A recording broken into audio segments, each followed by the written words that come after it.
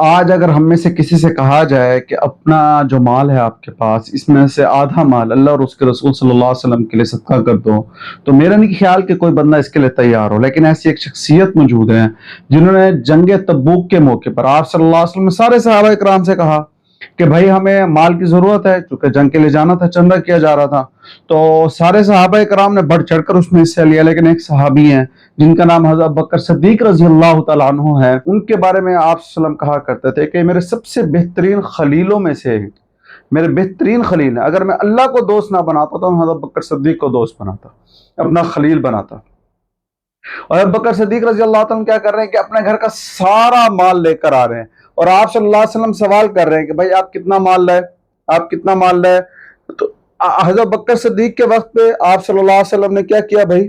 سوال کو بدل دیا کہ پیچھے آپ نے کیا چھوڑا۔ حضرت ابوبکر صدیق رضی اللہ عنہ فرمایا کہ میں نے گھر والوں کے لیے اللہ اور اس کے رسول کو چھوڑا۔ کس کے لیے چھوڑا؟ کس کو چھوڑا بھائی؟ اللہ اور اس کے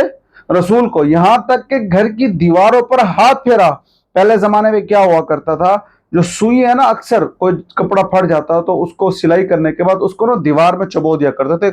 کچے گھر ہوتے تھے، مٹی کی دیوار ہوتی تھی، اس میں چبو دیتے تھے، وہ وہاں رکھ۔ فرمایا کہ اپنی دیواروں پر ہاتھ مارا، اور ایک سوئی بھی اگر تھی تو اس کو بھی اللہ کے راستے کے لیے صدقہ کر دی۔ یہ کون ابوبکر صدیق ہیں جو اسلام لانے سے پہلے ریشم کی 6 دکانوں کے مالک تھے، ایک بہت بڑے تاجروں میں ان کا نام شمار ہوتا تھا، بہت بڑے تاجر تھے، اور اسلام لانے کے بعد اپنا سب کچھ اللہ اور اس کے دین کے لیے لگا دیا۔ پھر اللہ رب العزت نے حال بھیجا، اللہ رب العزت نے سلام بھیجا کہ میں نے ابوبکر صدیق رضی اللہ تعالیٰ عنہ سے راضی ہوں۔ کہ ابوبکر سے پوچھو کہ ابوبکر بھی کیا مجھ سے راضی ہے؟ کون؟ ابوبکر بھی مجھ سے راضی ہے۔ ابوبکر صدیق کون ہے بھائی؟ وہ ہیں جنہوں نے ہجرت کے موقع پر آپ صلی اللہ علیہ وسلم کو اپنے کندھے پر اٹھا کر غار سور پر چڑھے، اور غار سور کے اندر جا کر اپنے بدن سے کپڑے اتار کر غار سور کو صاف کر کے جو سوراخ تھے ان کو بند کیے، اور آپ صلی اللہ علیہ وسلم کو غار کے اندر لے کر گئے۔ ایک سوراخ باقی رہا، وہاں اپنا پاؤں رکھ دیا، ساری رات سام ڈستا رہا ابوبکر صدیق رضی اللہ عنہ ساری رات، لیکن آپ صلی اللہ علیہ وسلم کو تکلیف نہیں پہنچانے دی، رسول صلی اللہ علیہ وسلم کو تکلیف نہیں پہنچی۔ اور عمر رضی اللہ تعالیٰ اکثر کہا کرتا ہے ابوبکر صدیق رضی اللہ تعالیٰ عنہ کو کہ مجھے اپنے 2 دن کا اجر، ایک رات جو حضرت ابوبکر صدیق نے آپ صلی اللہ علیہ وسلم کے ساتھ اس غار میں گزاری، ایک اس کا، اور جس دن آپ صلی اللہ علیہ وسلم کی وفات ہوئی اس دن کا اجر، یہ 2 دن کا اجر دے دو، اور میری زندگی کے سارے اعمال لے لو۔ حضرت ابوبکر صدیق کے وہ 2 دن کی جو نیکیاں وہ اس سے بڑھ جائیں گی۔ یہ حضرت ابوبکر صدیق رضی اللہ تعالیٰ عنہ کی شان بیان کی جا رہی ہے۔ حضرت ابوبکر صدیق وہ ذات ہیں جن کا جنتی ہونا لازمی ہے، جن کا جنتی ہونا لازمی ہے۔ آپ صلی اللہ علیہ وسلم نے فرمایا کہ یہ جنتیوں کی ایک جماعت ہے، ان کے سردار بتایا، اور فرمایا جنت کے ہر دروازے سے ابوبکر کی آواز آئے گی کہ ابوبکر میرے سے داخل ہو جائے، یعنی کہ جنت کے ہر دروازے سے حضرت ابوبکر صدیق کے داخلے کی آوازیں آئیں گی۔ تو یہ ابوبکر صدیق جن کو اس دنیا میں اللہ رب العزت نے رہتے ہوئے جنت کی بشارت دی، 10 مبشرہ میں سے ہیں، یعنی کہ 10 ایسے صحابہ جن کو آپ صلی اللہ علیہ وسلم نے ایک وقت میں ایک جگہ بیٹھ کر خوشخبری سنائی، اوکے تم جنت۔ تو میرے بھائی دوستو بزرگوں، اصل مقصد اس بات کا کرنے کا یہ ہے کہ حضرت ابوبکر صدیق رضی اللہ تعالیٰ عنہ کتنے عظیم ہستی ہیں کہ آپ صلی اللہ علیہ وسلم کے اسلام لانے سے پہلے، آپ صلی اللہ علیہ وسلم سے پہلے کا جو زمانہ ہے اس کے اندر شراب نوشی اور زنا اور خرافات، قتل و غارت، بدلے لینا اور بچوں کو زندہ درگور کرنا، کیسا ایک ماحول بنا ہوا تھا۔ اس کے اندر بھی حضرت ابوبکر صدیق ان سب چیزوں سے بچے ہوئے تھے، ان سب چیزوں سے، بلکہ ایک شریف انسان تھے اور بڑے رحم دل تھے، لوگوں میں مالوں کو تقسیم کرنے والے تھے۔ اس لیے آپ صلی اللہ علیہ وسلم کے ساتھ اس سے پہلے حضرت ابوبکر صدیق کی دوستی تھی۔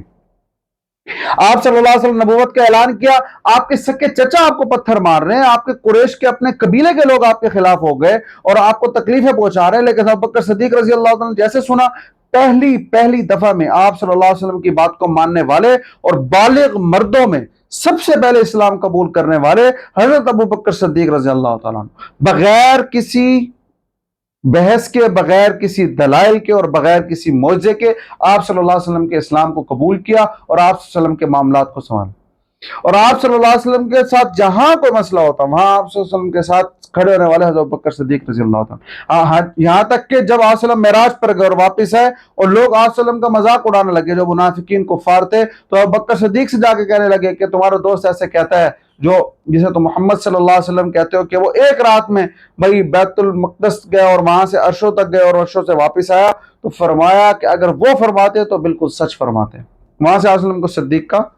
لقب ملا، ابو بکر صدیق رضی اللہ تعالیٰ، یعنی کہ جہاں بھی کوئی مشکل آئی، کوئی پریشانی ہے، ابو بکر صدیق آپ صلی اللہ علیہ وسلم کے ساتھ کھڑے ہونے والے۔ آپ صلی اللہ علیہ وسلم کیا فرما رہے ہیں کہ میں اگر اللہ کو خلیل نہ بناتا تو ابو بکر صدیق رضی اللہ تعالیٰ کو اپنا خلیل بناتا۔ تو میرے بھائی دوستو بزرگوں، اتنی عظیم ہستی ہیں ابو بکر صدیق رضی اللہ تعالیٰ عنہ، آپ رضی اللہ تعالیٰ عنہ نے آپ صلی اللہ علیہ وسلم کی وصال کے موقع پر ایسے معاملات ہو گئے۔ اب یہ دیکھیں ابو بکر صدیق وہ ذات ہیں یا صحابہ وہ ہستیاں ہیں جو اپنی جان سے، اپنے مال سے، اپنی اولادوں سے، اپنے ساری چیزوں سے زیادہ آپ صلی اللہ علیہ وسلم سے محبت کرنے والے۔ اگر کسی کا سارا مال لے لیا جاتا اس کو اتنی تکلیف نہ ہوتی، اگر کسی کی جان لے لی جاتی اس سے اتنی تکلیف نہ ہوتی، اس کی اولاد کو ذبح کر دیا جاتا انہیں اتنی تکلیف نہیں ہوتی، ان کی بیویوں کو ان سے چھین لیا جاتا اتنی تکلیف نہیں ہوتی جتنی آپ صلی اللہ علیہ وسلم کے جانے پر انہیں تکلیف ہوئی۔ کیسی محبت تھی، مثال دیا کرتے تھے، کیونکہ عرب ایک گرم علاقہ ہے اور وہاں پانی کی کمی ہے اور گرمی کی شدت ہے، فرمایا کرتے تھے کہ شدید گرمی میں، شدید پیاس کی حالت میں ٹھنڈے پانی سے زیادہ ہمیں ہمارے محبوب حضور صلی اللہ علیہ وسلم سے محبت ہے۔ وہ اس دنیا سے رخصت فرما گئے، آپ صلی اللہ علیہ وسلم کی اس دنیا فانی سے رخصت فرما گئے، تو کیا ہوا اس پر صحابہ کا جو رنج اور جو معاملات تھے وہ بہت زیادہ تھے۔ اس ٹائم پہ کیا ہوا، ایک تو یہ مسئلہ ہو گیا کہ آپ صلی اللہ علیہ وسلم فوت ہو گئے تو صحابہ کرام رنجیدہ ہیں، دوسری طرف کیا ہوا، لوگوں نے بھائی نبوت کا دعویٰ شروع کر دیا پورے عرب میں جہاں تک اسلام پھیل چکا، اور لوگوں نے بھائی جو تازے مسلمان ہوئے، نئے نئے مسلمان ہوئے، وہ اسلام سے ہٹنے لگ گئے، مرتد ہونے لگ گئے، اور جو چھوٹے بڑے احکامات تھے ان کو ماننے سے انکار کر دیا۔ اب اس موقع پر سارے صحابہ کرام ابو بکر صدیق سامنے آئے اور فرمایا کہ بھائی یہ سارے معاملات کو دیکھا اور ان سب کو سنبھالا اور سارے معاملات کو بہتر کیا۔ اب اس میں ابو بکر صدیق رضی اللہ تعالیٰ کا اس دن کے اندر بڑا کردار ہے، ان معاملات میں بڑا، آپ رضی اللہ تعالیٰ کی 2 سال عرصے کی، تقریباً 2 سال کچھ ماہ کچھ دن کی خلافت ہے، خلیفہ اول بنے، لیکن اس کے اندر جو معاملات کی جو قیادت بنا کر دی وہ ایک بہت مضبوط قیادت تھی، اسلام کو واپسی اس حالت میں ڈالا، اور فرمایا کرتے تھے کہ آج اگر جو آپ صلی اللہ علیہ وسلم کے بعد کے زمانہ ہے، جو آپ صلی اللہ علیہ وسلم کے زمانے میں زکوٰۃ دیتا تھا اور اس کے ساتھ یعنی کہ ایک بکری دیتا تھا زکوٰۃ میں اور اس کے ساتھ اس کی رسی دیتا تھا، آج وہ بکری دے گا اور رسی نہیں دے گا تو میں اس کے ساتھ اعلان جنگ کروں گا۔ یعنی کہ اس لیول کے، یعنی کہ اسلام کے جو معاملات اتنے زیادہ بگڑ گئے تھے، جو نبوت کے دعویٰ کرنے والے لوگ تھے ان کے ساتھ جنگیں ہوئی، معاملات ہوئے، اور جو لوگ مرتد ہوئے ان کے ساتھ معاملات ہوئے، باقی سارے مسلم، اور پوری ایک قیادت بنا کر بہترین نظم و ضبط نظام بنا کر حوالے کر کے گئے۔ اب یہ ابو بکر صدیق جب فوت ہونے لگ رہے ہیں تو کیا فرما رہے ہیں، اکثر کہا کرتے تھے کہ کاش میں کسی مسلمان کے بدن کا بال ہوتا، کسی مومن کے بدن کا بال ہوتا، کاش کوئی تنکا ہوتا جسے کوئی جانور کھا لیتا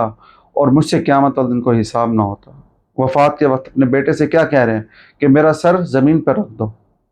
میرے معاملے کا مجھے پتہ نہیں ہے اللہ کے ہاں کیا معاملہ ہوگا۔ وہ فکر مند دیکھے کتنے ہیں۔ آج ہم لوگ کو چھوٹی سی نیکی کر لیں اور ہم پھولے نہیں سماتے ہیں۔ تو بھائی جو مومن اپنے عمل پر مطمئن ہو گیا، جو مومن اپنے عمل پر مطمئن ہو گیا، یہ مومن خسارے میں، حدیث کے مفہوم میں۔ تو اللہ سے امید رکھنا ضروری ہے، اپنے عمل پر مطمئن نہیں ہونا چاہیے، بلکہ اعمال میں آگے سے آگے سے آگے۔ صحابہ کرام کی دوڑیں ہوتی تھی کہ کسی طرح ہم نیکیوں میں ایک دوسرے سے آگے نکل جائیں، نیکیوں میں ایک دوسرے سے آگے نکل، نیکیوں میں ایک دوسرے سے آگے۔ ابو بکر صدیق رضی اللہ تعالیٰ کا پورا واقعہ بیان کرنے کا مقصد ہی یہی ہے۔ ابو بکر صدیق کہیں دوسرے نمبر پر نہیں ہے، ہر عمل میں پہلے نمبر پر۔ عمر فاروق رضی اللہ تعالیٰ عنہ ہمیشہ مقابلہ کیا کرتے کہ آج میں پہلے نمبر پہ آ جاؤں گا، لیکن ابو بکر صدیق پھر پہلے نمبر پہ آ جاتے۔ تو آج ہمیں ابو بکر صدیق رضی اللہ تعالیٰ عنہ سے یہ سیکھنے کو ملتا ہے ان کی زندگی سے کہ دنیا کے اعتبار سے آگے بڑھنا ضروری نہیں ہے، دنیا کے اعتبار سے چاہے پیچھے رہ جائیں، لیکن دین کے اعتبار پہ سب سے پہلے نمبر پر آنا یہ بہت ضروری ہے۔ اس کے لیے میں بھی کوشش کروں گا، آپ بھی کوشش کریں۔ انشاءاللہ نیکسٹ ویڈیو میں عمر فاروق رضی اللہ تعالیٰ عنہ پر، خلیفہ دوم پر انشاءاللہ۔